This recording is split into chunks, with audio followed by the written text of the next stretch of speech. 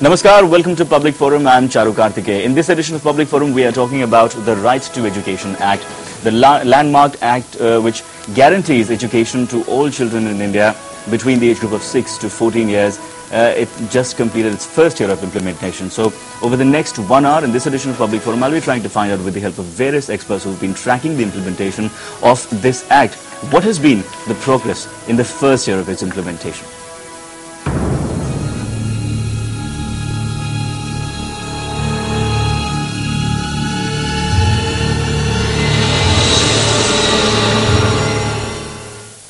And in our studios today to talk about the subject, on my extreme left, Kiran Bhatty, National Coordinator for the Right to Education Act with the NCPCR. Right next to her, Urmilla Sarkar, Chief of Education, UNICEF India. Next to her, Senior Special Correspondent with the Hindustan Times, and my namesake, Charu Sudan Kasturi. And right here with me, lawyer from the Delhi High Court and civil rights activist Ashok Agarwal. Welcome to Public Forum, all four of you. Kiran, I would like to begin with you. We have seen a lot of things have been said about in the media. You have also been quoted in various newspaper reports that have come out. But to set the right tone for the beginning of this discussion, a brief sum up of this first year of the implementation of RTE. How has it been? Yeah, I think, I'm sorry to use a cliche, but it's been a mixed year. I think a lot of good things, important things have been achieved, particularly in terms of putting structures and systems into place.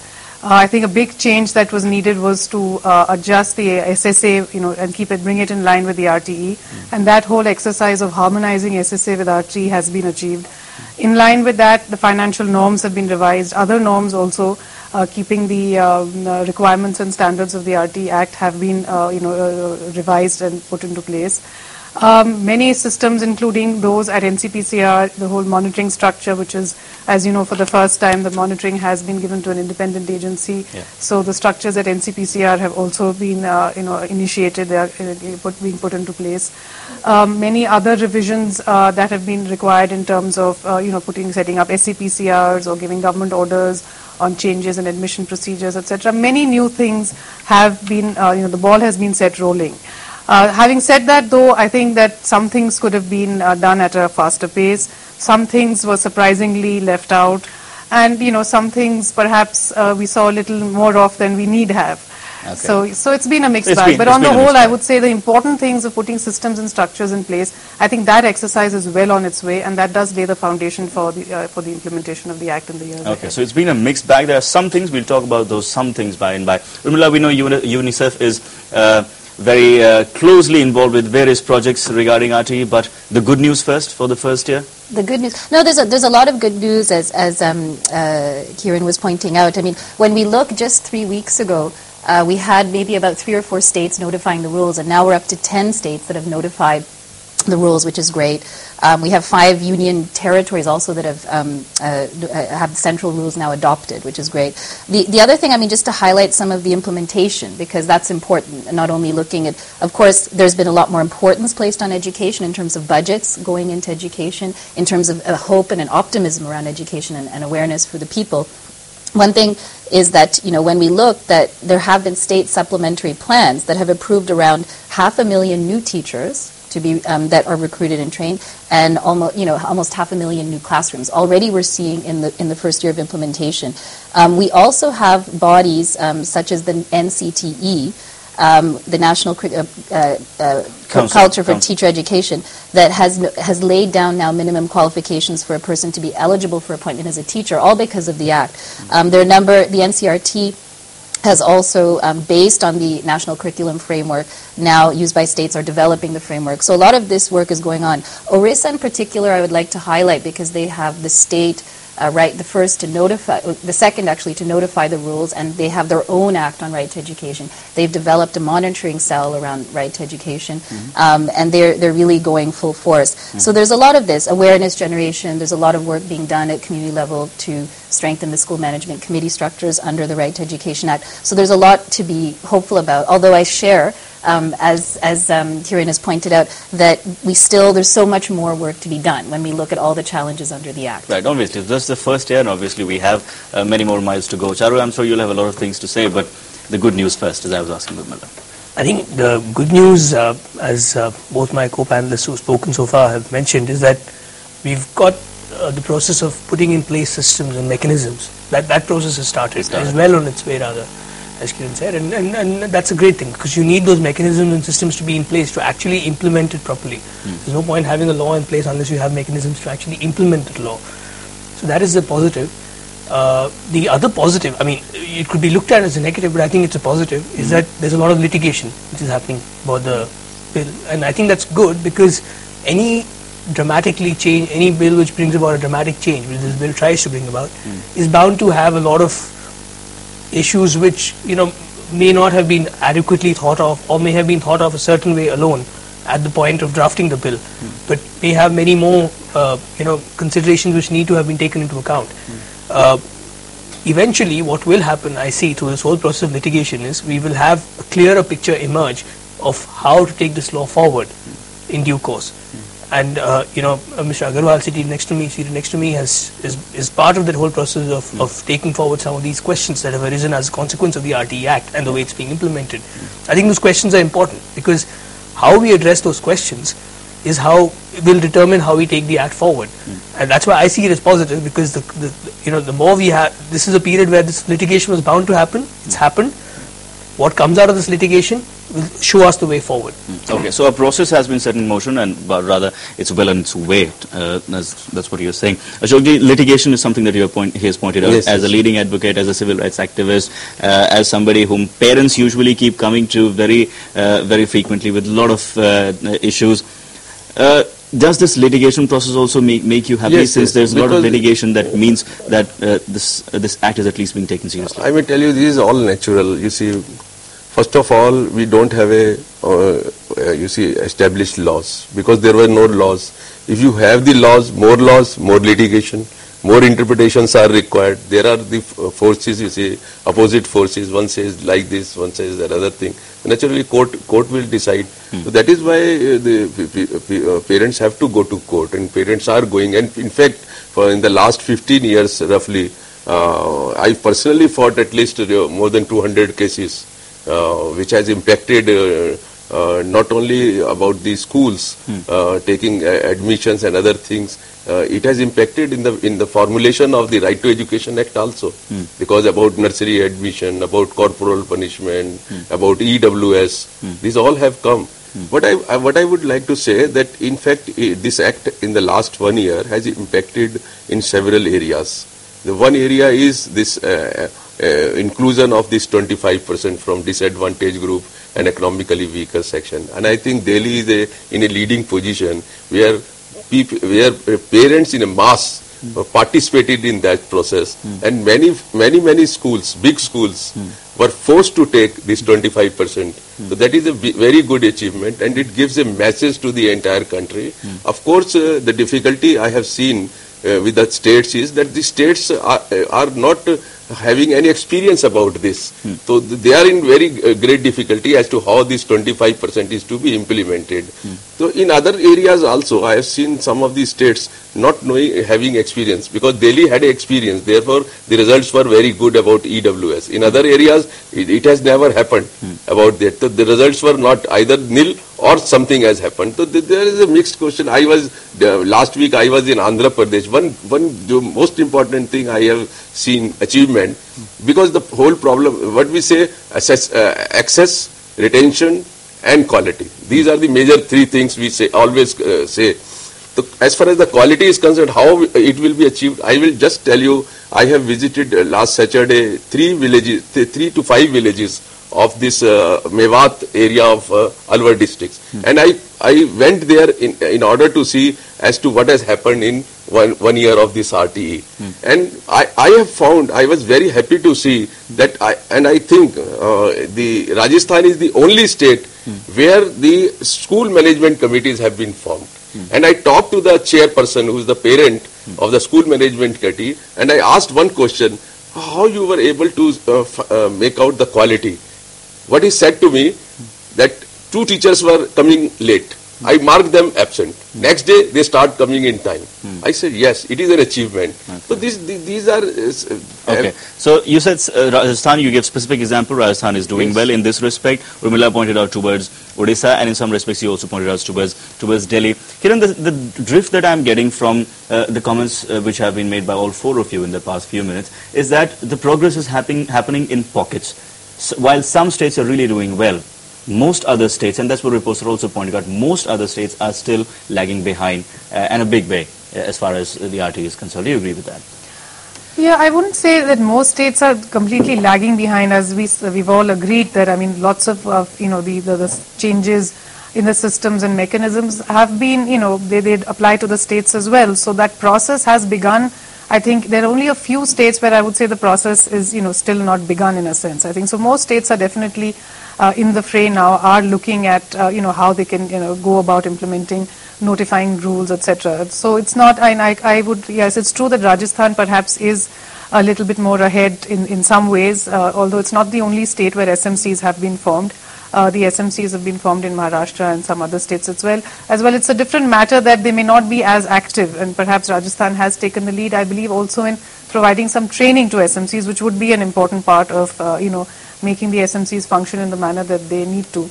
But I think, yes, most states are now actively engaged, and I think one of the things that they were perhaps waiting for was clarity in terms of the financial norms, in terms of what would be the structure of receiving grants under RTE, because SSA had a particular structure and it needed to go through some reform. I think now that there is clarity on that account, we will see a lot, a lot more activity at the state level, a lot more happening at a faster pace, I think, in the months to come. Okay. Urmilla, let's talk about the budgetary problem first. The funds crunch part of it, we saw a lot of bickering between, rather an acrimonious situation between a lot of state governments and the center. Some state governments completely surrendered. We just can't support this kind of an education program. Bihar being a leading example amongst them. Uttar Pradesh also stands somewhere pretty close in that situation. Do you think the fund problem, has some progress been made as far as the funds problem for enabling the RTE structure? Has that problem been overcome? Yeah, I think the fact that we've seen within the past month an increase in notifications from basically 3 or 4 to now we're reaching 10, and I know that a few of the states are very close to notification even beyond that, is the fact that the financial norms is being worked out, the center-state funding allocation. So, I mean, I see that as progress. And I think that there will have to be some continuing discussion around this. And it's not only about the financial, the financial norms, and that has to be worked out. But when we're looking at issues like promoting quality in education and child-friendly schools, there's also areas of technical support that are required that maybe move beyond financial norms. So even in those states where they have not yet notified the rules, even we in UNICEF are quick to point out we still have a law that affects the whole country, the Right to Education Act. Whether a state has notified it or not, we still go ahead with implementation. And the states that haven't yet notified these acts are still putting in place instructors. One of the common as Kiran was pointing out, all of the states are in the process of looking at developing whether it's a right to education cell or something within the department that can help plan in terms of the planning and implementation.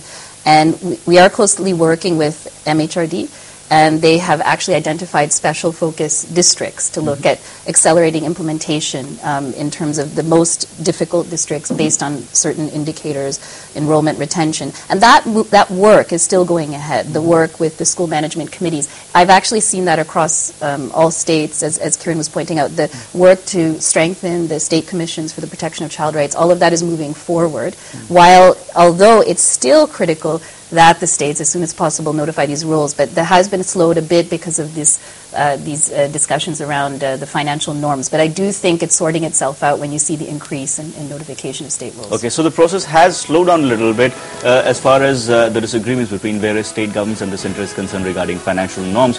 But the process is gradually evening it out.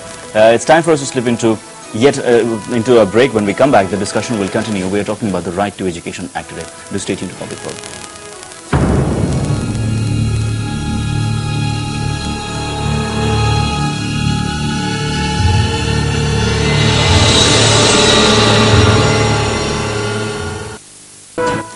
Welcome back. You're watching Public Forum, and we are talking about the first year of the implementation of the Right to Education Act today.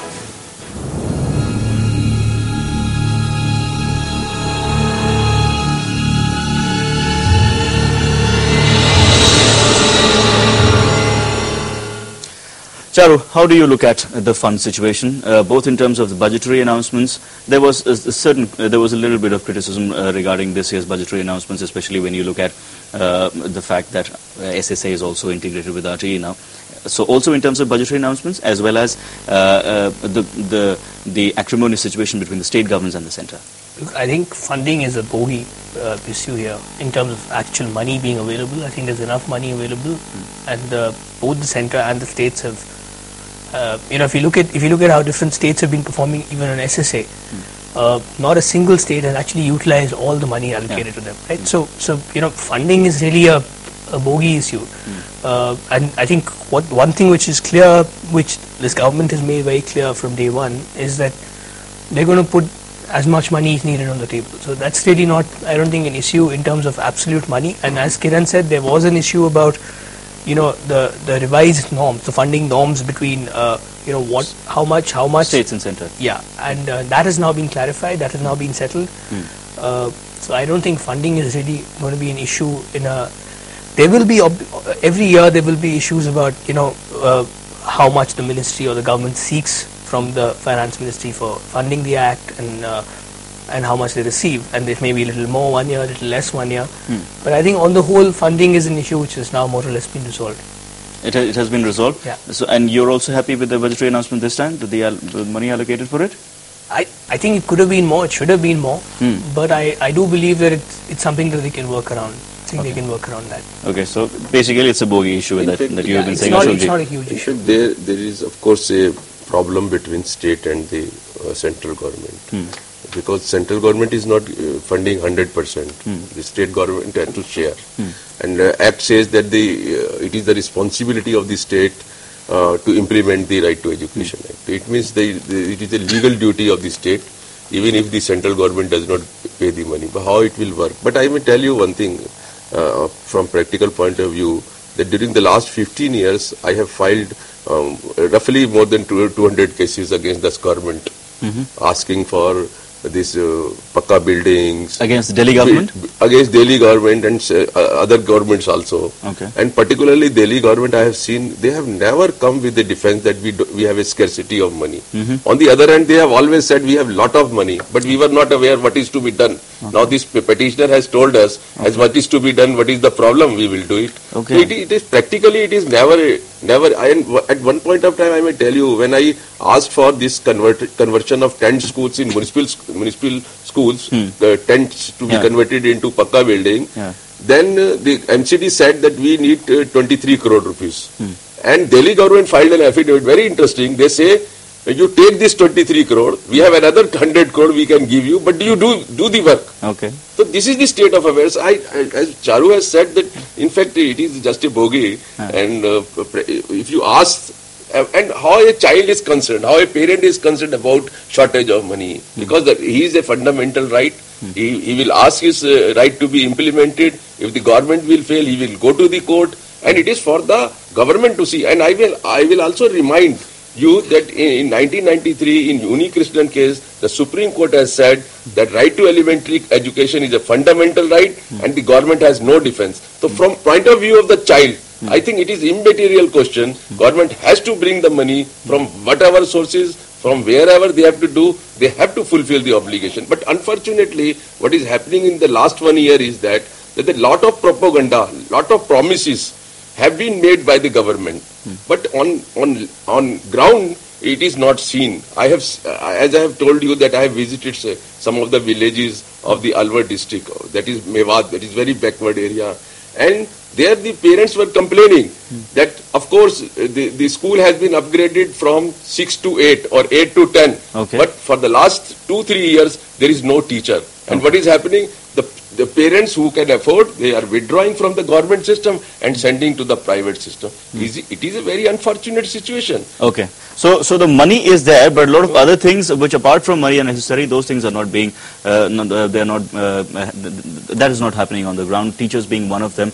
I'll come to the teachers part later. Let's talk about the infrastructure first. Kiran, what about classrooms? How much progress has been achieved across the nation as far as making available more classrooms is concerned? Yeah, as you know that as far as infrastructure is concerned, the Act itself has given a time frame because, clearly classrooms can't be constructed overnight. And same with, other aspects of the infrastructure requirements that are there in the Act. So there is a period of 3 years that has been provided within the Act to bring the schools up to the standards that have been prescribed in the Act in terms of the infrastructure facility. Yeah. Now, it is true that after 1 year, and because that there is that time period that has been given, I think schools have not yet sort of woken up to what that means and that what would be their requirement 3 years down the line. And I think that's one of the areas where not sufficient sort of planning has been done so far. So I think very soon, I think from this year on, they will have to take a serious look at what their requirements are in terms of infrastructure and start working towards that from now itself if they are to meet the norms by the end of the 3-year period which has been given to them in the Act. As far as, there have been lots of complaints because NCPCR receives complaints. It's works differently from Ashok ji's. We try to find systemic solutions as far as possible before, actually approaching the courts. And we have got a lot of complaints about, the lack of infrastructure, very poor infrastructure in schools. And so wherever we do get a complaint, we do actually try to push the district administration to start to plan for it and make a kind of include additional classrooms or try to move towards how they would fulfill the RTE requirements even if it is within 3 years. So unless they start now, after 3 years we may find ourselves actually not in the situation we want to be in. Okay. So are they in a position to start now? They are. They can start. They should have started even from as soon as the Act was notified. Do you think the process has started? I think so, but again, I think that's been one of the things that has been somewhat slow in the sense that only when, as far as I think it's only when a complaint has come and a particular situation of shortage has been pointed out that the administration has sort of taken that on board and initiated the process to try and redress it, and that process itself is a long drawn process. So if you have to sanction a new school, for instance, that has to go through several stages and several departmental approvals, etc., before the process of building can begin. So, so I think again, in a sort of patchy way, it has begun in places, but sanctioning and getting a school there, and again, those are two different cases. We've seen this case of model schools, Adarsh Vidyalaya. I mean, the case. So many schools have been sanctioned there, nowhere on the ground. Urmilla, your assessment of the infrastructure situation? Yeah, I mean, as I mentioned in my initial comments, that with the latest state supplementary plan, at least reported by ministry, that they have approved allocation for looking at about 300,000 additional classrooms according to the needs. So that's been done, which is great. And of course, as pointed out, this is something that has to be implemented. The other point I would make on infrastructure is that we also have to look at existing infrastructure. And if we look at the Act and the annex of the Act, there's a number of provisions. It talks about separate toilet facilities for girls and boys. It talks about the playground. It talks about the use of library, like many provisions. And when we look at a child-friendly school environment, we're also looking at, in terms of infrastructure, how are the tables and chairs set up? How is the infrastructure inside the classroom? Is it child-friendly? How is the kitchen set up? How is the midday meal program? So it's all those things. It's not only about the learning environment, but the school environment. So it's two things. It's great that there's been this sanction for the additional classrooms based on needs, but now the process is to go and how is this infrastructure child-friendly? And this is why the formation of the school management committees are so critical, because they're critical to the development of the school development plans. So there has been some progress, as you were pointing out, in Rajasthan and also in other states, and they will be critical to monitoring how the infrastructure is really meeting the needs of not only the children, but also the teachers and the community. Okay. Charu, your assessment of the infrastructure situation? I think it's... Urmilla has given it another dimension. It's not just classrooms, but other physical infrastructure also. Absolutely. But I think it's too early right now to really assess how much progress has been made. I think one thing which is very clear is that like with most of us, when we have a deadline, we only wake up near the deadline. We don't really wake up 2 years before the deadline. So most schools, I think, have not woken up and are still being, rather laid back about how they, and schools and governments as well. And I think one of the issues that's going to happen is that, while the bill talks about this, this fantastic target about how within 3 years we must have these infrastructure requirements, it's left to ordinary citizens to, use legal means to try and enforce that 3 years on, in case some schools have not enforced those laws. Right? And then the court has to deal with it. So let's assume a scenario where we have, say, 60% or 50% of schools which are violating those requirements 3 years from now. We're going to see cases against 50% of the country's schools, and those will have to be fought out by ordinary citizens of this country. There's no other. I mean, as of today, that's the only mechanism you have. 3 years from now, citizens will have to go, parents will have to go, and go to court and challenge the government against the concerned government, or if it's a private school, that you're not meeting these requirements, and so you'll have a huge pile of litigation there. We've got to find a way of having a systemic mechanism, some sort of ombudsman, which, I mean, the NCPCR is one mechanism, which I hope the NCPCR is it's likely to be the only mechanism in the near future, since the HID minister himself has rejected the possibility of any other ombudsman. And the thing with the NCPCR is that while it's been I think it's been working fantastically for the last 3 years or 4 years, that it's been, I think it's always had a problem of shortage of or inadequate manpower. Correct me if I'm wrong, Kiran, but I think there's always been this problem of inadequate thing, and so we need to have strong, robust mechanisms. The NCPCR is definitely at the head of that mechanism. Yeah. To ensure that 3 but years on, it needs to have a proper network of state commissions, yes, which is being built. Which is being built. Let's hope that happens, because if that happens, we are in a position to implement it. Otherwise, it's going to be really crazy 3 years from now. Okay, so a lot of things are happening. You would like me to believe, Ashokji, but he very clearly said that most of the schools have not yet woken up to the situation. Do you agree? We say when we say about infrastructure means academic and this physical infrastructure. If we take the case of disabled children, in our country there is over 2 crore children, 2 crore children with disability, and almost all are out. Schools do not have physical infrastructure, schools do not have the special teachers for them, and where they will go. And whosoever is coming in the school, disabled children coming into the school because they have to take under the Right to Education Act, he will not stay long, because nobody is there to take care, particularly if he is mentally retarded, physically impaired or visually impaired. Nobody in the entire country. And this is very unfortunate. And teachers ratio, Act says within 6 months there will be a appropriate teacher pupils ratio. It is not happening. Still lakhs teachers are required. And I have told you about Alwar. The parents are crying like anything. Bring teacher, we want teachers. Without teacher, how the child will study? So these are all problems. Physical infrastructure has not improved. Only propaganda has improved. And of course, that propaganda has increased the demand. Demand has increased the pressure on the government. Now, children are in Delhi schools. You see, there is another aspect also, because unauthorized schools will not be permitted in the under the Act. Unauthorized, unrecognized schools. They have to be closed down within 3 years. Only breathing period is 3 years. Now, if all these mushrooming unrecognized schools will be closed down, then those children have to be shifted to the regular school. Right. Then we need more infrastructure, academic as well as physical.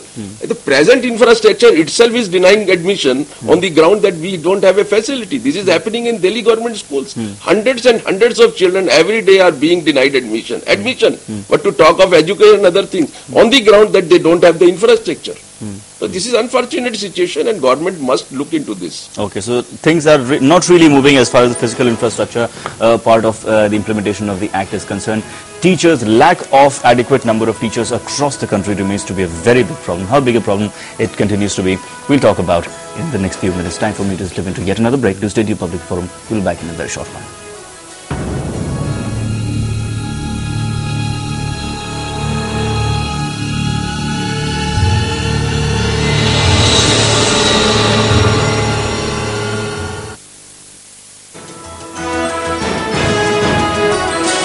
And our phone line has now been opened. This is a toll-free number on which you can call us and share with us whatever view or query you might have regarding the subject that we are discussing today. Our number is 1-800-11-5313. Kiran, Charu brought our attention to the fact that NCPCR, an authority which has been mandated to sort of act as an ombudsman, if we can say, or a monitoring agency to look for the implementation of the Act. There's one problem which obviously a lot of us are aware about. A lot of states have not come up with the equivalent state commissions that NCPCR needs for a complete network. Does NCPCR also suffer from a shortage of manpower? Well, NCPCR, when it was given this responsibility of monitoring, obviously it imposed a huge extra load, in a sense, on the commission. I mean, it requires a lot. It's a challenging job. It's a huge job to actually monitor the right to education, which is literally to be done in every school, down to the last child, so to say. So that does mean that it would need, extra human resources to be able to do this job well. And in that regard, NCPCR very early on, in fact, took the decision to set up a separate cell within the Commission, which would focus only on the monitoring aspects of RTE. And that cell has, it has got off the ground. It doesn't have its full quota of human resources that have been sanctioned, but it is sort of halfway there. And that is dealing only with RTE-related matters. So I think we have made a big change there. Also because, and related to the fact that SCPCRs are not there in different in many of the states. Again, early on, NCPCR decided to appoint state representatives of NCPCR who would act in a sense like their eyes and ears in the states, because we obviously needed to be in touch with what was going on until the state commissions until the state commission come up, and even after that, before the state commissions become fully, they would need to have their own cells on RTE. Perhaps. Kiran, I'm sorry to interrupt you for this moment. I'll come back to you because we have a viewer on the phone line waiting with us for right now. We have Mr. Anand Rao from Maharashtra. Welcome, Mr. Rao, to Public Forum. Mr. Anand, can you hear me? Hello. Ji. Hello. Yes, Mr. Rao, can you hear me? Narwade बात कर रहा sir, Maharashtra से। जी कहिए। हाँ sir जी महाराष्ट्र से बात कर रहा हूँ। आनंदराव नरवाड़े। जी कहिए। हाँ सर जी, वो अन्ना हजारे जो ऑपरेशन डाला हुआ है, उसके बारे में क्या कहना है सर जी? जो भी कहना है आनंद राव जी, माफ कीजिएगा, आज हम चर्चा कर रहे हैं शिक्षा की, तो हालांकि इस मुद्दे से तो ये संबंधित नहीं है, लेकिन हम फिर जब चर्चा करेंगे, जब हमारे पास जब कार्यक्रम होगा, अन्ना हजारे जी जिस मांग के लिए बैठे हैं, तो उसमें फिर हमारे कार्यक्रम में फोन कीजिएगा, तब आपका बहुत स्वागत होगा। लेकिन इस वक्त भी फोन करने के लिए आपका बहुत बहुत धन्यवाद आनंद Rao ji. But I think he has some relevance to the issue also, saying because you see corruption plays a very important role. And because of corruption, you see, I think education is not going forward with the speed we expect. So this is also a corruption. Is it not a corruption that private schools are charging exorbitant fees? And it is not a corruption that the government schools have not even a minimum facilities. Is it not a corruption? It's a corruption. You have a money, but you are not spending on the things. This year, you see, if we take Delhi. But Ashok ji, the thing is, this is not just with education. This is in all spheres. Corruption is an all-pervasive concept which is permeated in all spheres. So not just education. But it is hampering progress in many other areas. But if you will find out the data, you see, you will find education and social ministry are the most corrupt departments. Okay. Top corruption in these two. It remains to be seen what RTE will do to that. In that sense, it has a relevance. Right. Kiran, we were talking about NCPCR. One thing that I came across while studying is that NCPCR received just about 230 complaints in this first year of the implementation of RTE. As far as nationwide figures are complained, 230 NCPCR. That is what NCPCR received, which has led NCPCR to assess that there is very little awareness as far as various provisions of the RTE is concerned. Do you agree with that? Yeah, well, it is true that we got 230 sort of individual complaints, but that doesn't include the complaints that have come through public hearings that we hold. Okay. And in the public hearing, one gets a whole collection of complaints at one time. Okay. In fact, in Alwar, we had a public hearing where we got 800 complaints, which are still in progress. Similarly, in Tamil Nadu, in Chennai, we held a public hearing over 2 days where we got several hundred complaints there as well. So if you add those, the number does go up. But nevertheless, the fact is, I think that awareness about the Act has been, is not that much. I think not enough has been done to publicize the Act and the entitlements, particularly amongst the people. So I think while at the state, levels, state capital levels, the administration is sort of aware now about what the basic entitlements are, that message really hasn't percolated down even through the education system. So even teachers and head teachers, even district education officers, I would say, are still not well versed with the the basic features of the Act. And certainly the people, the Aam Aadmi is quite clueless even 1 year on the basic provisions. And I think that has certainly been one of the areas that should have been focused on a lot more. Awareness is at a disappointingly low level. Urmilla, your assessment of the efficiency so far of NCPCR as a monitoring agency? No, I think it's a big job for, I mean, as we were talking, I mean, NCPCR having the responsibility for monitoring such an ambitious act, which is not only looking at issues of access but also quality and learning outcomes. So it's quite a thing. And I think that a lot has been done in the year to try to set up the structures and mechanisms in place, try to, I mean, within NCPCR, look at what can be done in terms of monitoring, helpline, receiving complaints, and start initiating processes and awareness and mobilization, but also at the state level with the development of the SCPCRs. But it's difficult. I mean, it's going to have to accelerate. But also, I would say that when you look at the issues of management and monitoring, that it's not a job that should be done by NCPCR alone. I mean, and when you look even at issues around public hearings, I mean, there is a civil society movement that can actually be involved, learn about the protocols for public hearing, and assist in this process. And I think one of the things that we had talked about in a recent consultation organized by the Delhi SCPCR, looking at what to do with the different SCPCRs on right to education. And what would be good is to see how at SCPCR strategically can they link all the way down to school management committee, then up to block level, cluster level, district level, and to state, and how do you work together to monitor? And when you look at monitoring, there's different types. So you have the role of NCPCR and the SCPCRs that are monitoring implementation of the Act. But there's a huge and heavy responsibility placed on the school management committee to monitor the school development plan all the way at the school level, not only in terms of access, reaching the out of school, but also in terms of quality and learning outcomes. And then there's agencies, there's civil society organizations, we have government, we have agencies, UNICEF, UNESCO. So how do all the groups work together? This is in the process of working itself out, but needs to be accelerated. And I strongly agree, actually, on this, the civil society role and movement.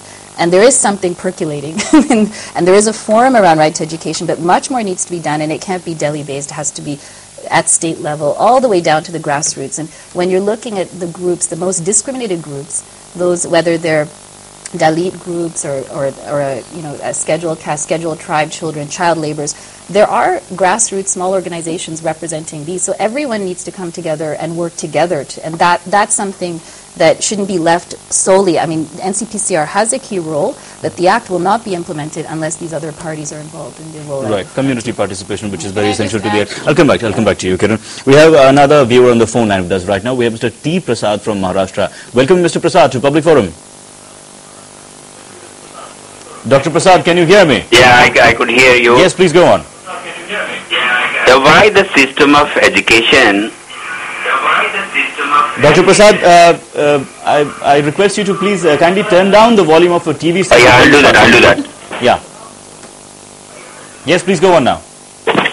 Why the system of education Gandhi proposed, Night Halim, is yet not to be practiced in India? This is self-supportive education Gandhi proposed. Why we are not tried for this? Okay, Dr. Prasad, thank you so much for your question. Charu, would you like to take that up? Yeah, well, I think the government, a representative from the government will be best suited to take that up, but still, your comments on that. No, I think Gandhi's Night Halim was is in many ways a relevant concept even today. But I think the challenge that the government today has to face is how do you one of the big challenges that this government has to face, and any government today has to face, is balancing indigenous concepts of education and learning, which have been successful, and merging them or marrying them with the global aspects of education which are today. I mean, a large number of students today want to be integrated with the global education system, which in turn is integrated with the global job market. So, that is something which needs to be looked at very carefully. How do you find that balance? I don't think it's appropriate for India to ignore the concepts that Gandhi or Tagore or other great learned people of our country proposed many decades ago, but which have not been implemented properly. At the same time, possibly you can't just take those ideas and implement them in 21st century in India and hope to arrive at a positive result. Okay. We have another viewer on the phone line right now. We have Mr. Suraj Kumar from Bihar. Welcome to Public Forum, Mr. Kumar.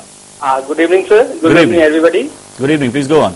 Sir, I wish to raise one question. That's a very fundamental question about right to education. How it will be promised when right from education secretary to this vice chancellor of a university, they are dominated by civil servants and bureaucrats, academicians are again at, the marginalized forces as far as education policy is concerned in India. A second thing, those teachers which will be the front runner for the right to implementation of RTE in India, that they are getting degree from those kind of colleges, B.Ed colleges, which doesn't have, ABC of infrastructure. And everything is on contractual basis. The teachers are, they are not well qualified. And again, this education system is again, it's bonded and dominated by caste system and backwardness. So that's the questions I wanted to raise. Okay, Suraj, thank you so much for your questions. Infrastructure is something that we've already talked about, but you've also raised the point of educational policies being dominated by bureaucrats and very lack of academicians there in framing of educational policies. We'll talk about all that. It's time for me to slip into yet another break. When we come back, the discussion continues. Do stay tuned.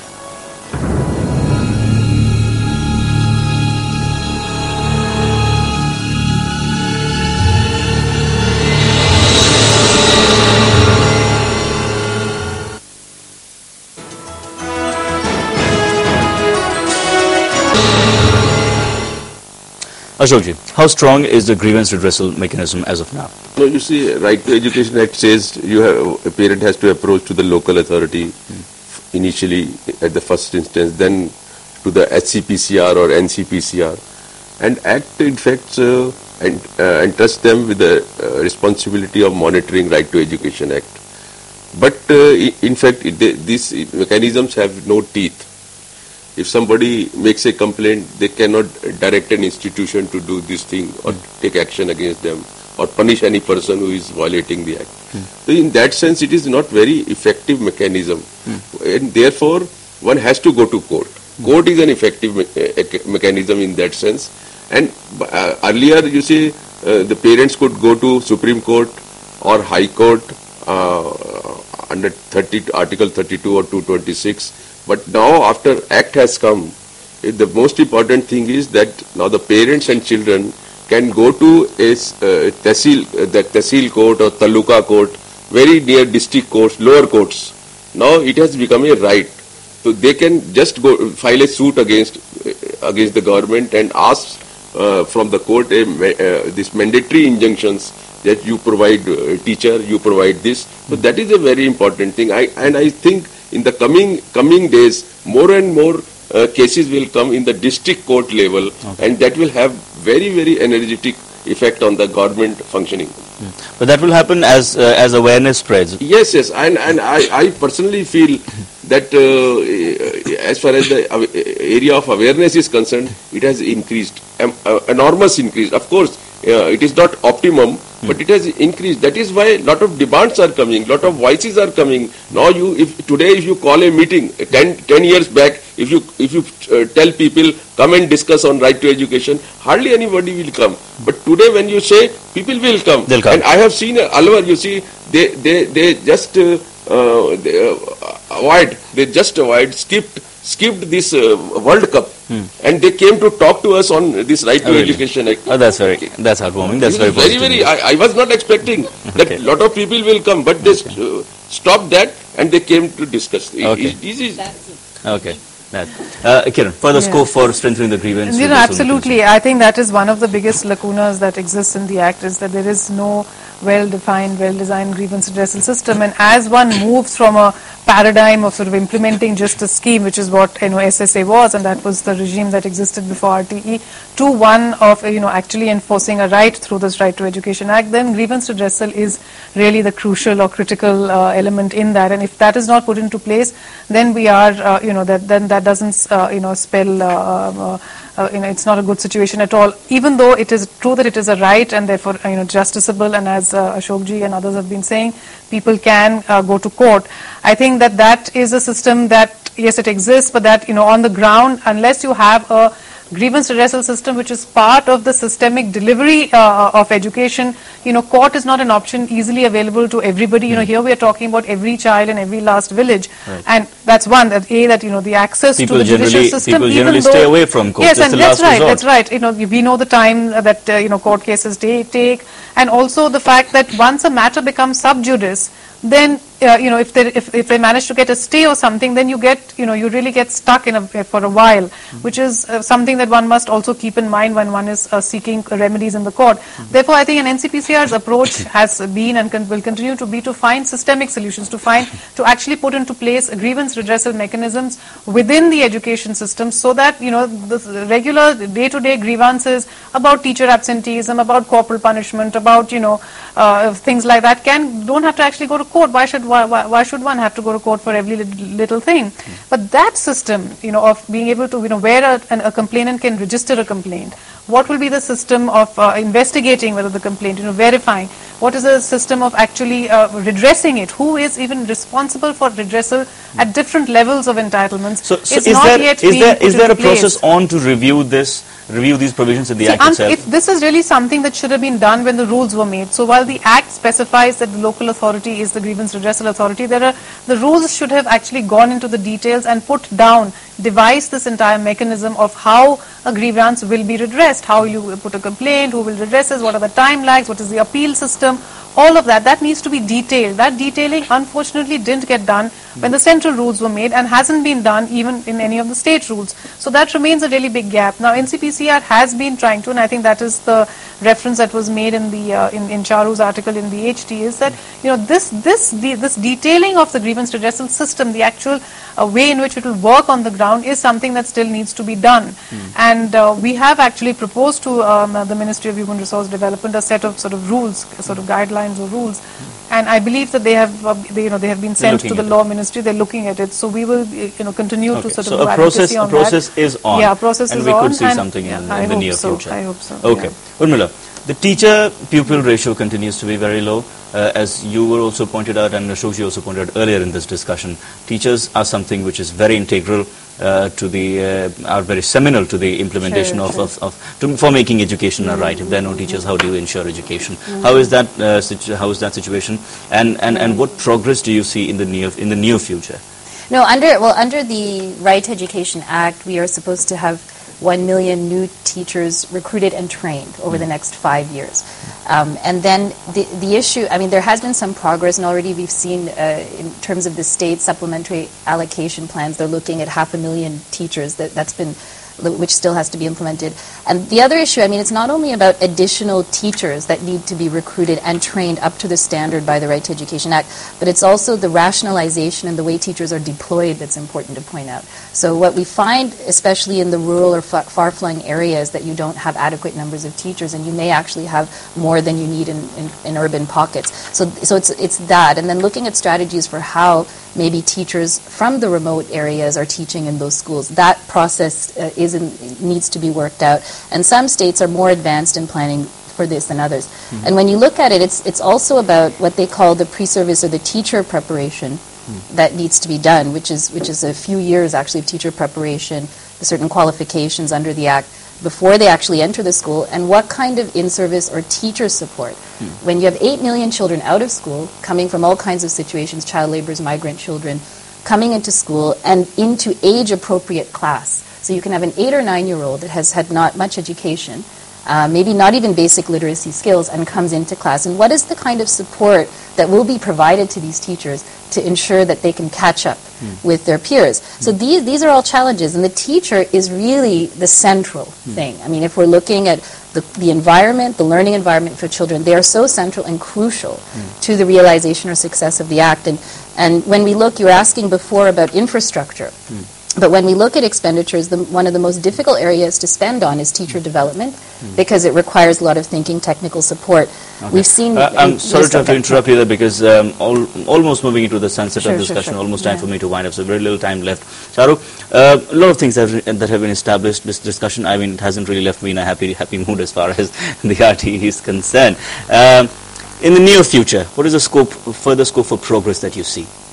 Well, I think there's a lot of scope for progress. I think the best thing that's happened is that there are a lot of people who are, engaged in trying to take this forward. And as time progresses, I think it's going to be a cascading effect. Once you have some, cases, litigation cases where parents or children win the right, that will encourage other parents and other children to fight for their right more, and so it'll build up, and I think that's what's going to take this right really forward, because yeah. Okay. Ashokji, very quickly, almost time for me to wind up. Do you see this progress happening? Do you see this progress coming in the near future? Yes, it all depends how much people are able to put a pressure on the government, because if we still go on expecting from the government, as we have been doing for the last 63 years, that this will happen, nothing will happen. It is all depends upon people how much.